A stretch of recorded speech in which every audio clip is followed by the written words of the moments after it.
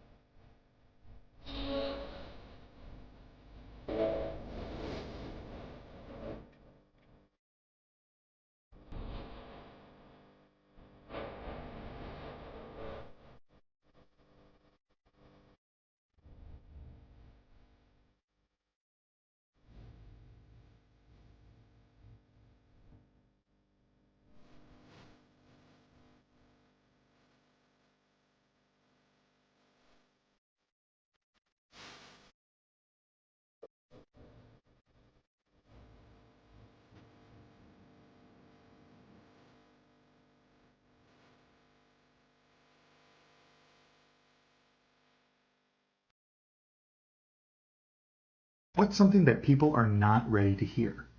I'm sorry, y'all, but after doing years of research, I really believe some of these deaths are set up. If you look into the whole thing with Whitney Houston, very sus, I think that's set up. I mean, Suge Knight pretty much admitted to the whole Eazy-E thing. I feel like that was set up. Come on, her letter, it was set up. His daughter said that he was definitely like killed. Like she knows for a fact, the family knows there's no way. Like Michael was scared of somebody and that's what happened. Oh, look, what you see is Natalie Wood and her husband killer. They're reopening this case this year also, and he might be going on trial. And of course, we all know this one. There's actually a documentary coming about it. If you haven't seen my videos about these in detail, let me know and I'll redo some of them. And when I mean set up, I don't mean they set it up themselves. I mean that the way that they died is not the way that it actually happened. Let me know what y'all think or if there's any more you can think of. It is really hard to convince me that ritualistic sacrifice in the entertainment industry is fake. When an up-and-coming entertainer has one family member or several family members die back-to-back or at the same time, and then suddenly they're on every TV show, movie, podcast, and commercial. That's not weird to y'all? Odd circumstances surrounding celebrity deaths. Number 1.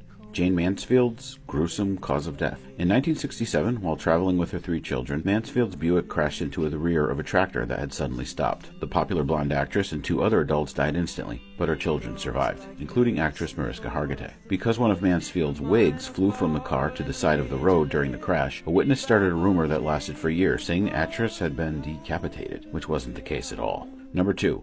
Graham Parsons' last wishes. Musician Graham Parsons died of heart failure in 1973 during a visit to the Joshua Tree National Park. While the body was awaiting transport back to Parsons' family in Louisiana, the musician's friends, wanting to honor his last wishes, managed to steal his coffin from the airport and bring him back to the Joshua Tree Park, where Parsons had told friends he wanted his ashes scattered. After unsuccessful attempts to ignite Parsons' body, coffin and all, the musician's remains were eventually returned to his family in Louisiana for proper burial. Finally, there's Jeff Buckley.